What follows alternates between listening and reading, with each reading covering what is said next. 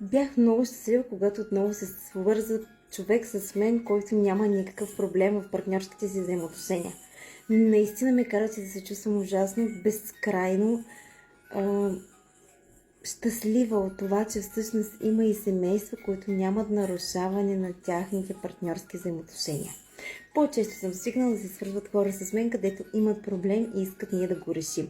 Но много често се случва всъщност и да се случи, че да се свързват хора с мен, които следят това, което аз качвам и материалите, които аз правя за вас и всъщност само да ми кажат адмирации: много добре правиш за двойките, които имат проблеми.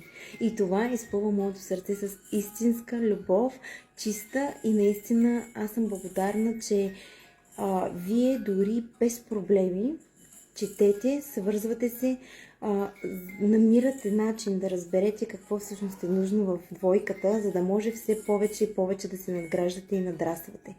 И най-хубавото нещо, което ми давате като наистина размисъл, това е, че всъщност това ще помогне много за двойките с проблеми, че не се случва от само себе си това съвършенство във връзката. Случва се, когато ние търсим, гоним и постоянно надграждаме и правим някакъв апгрейд в нас самите, защото ние искаме нашият партньор да бъде щастлив, защото ние искаме нашата връзка да работи.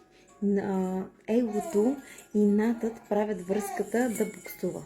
Връзката да не работи, връзката да се разпада и може би да се стигне до раздяла. Но когато ти работиш и живееш чрез любов, всъщност връзката започва да функционира по правилна енергийна линия и енергията започва да циркулира в твоят организъм, в твоята връзка, в твоята къща, в твоето ежедневие, в твоето работно място, при твоите деца.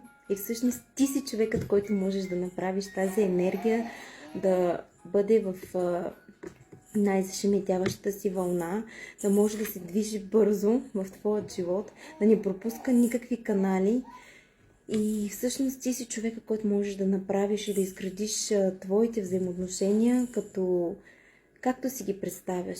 И много хора казват, че тези отношения са само по филмите, по приказките, не прекрасни. Тези отношения можете да ги имате и вкъщи. Просто трябва да повярвате и трябва да работите за това.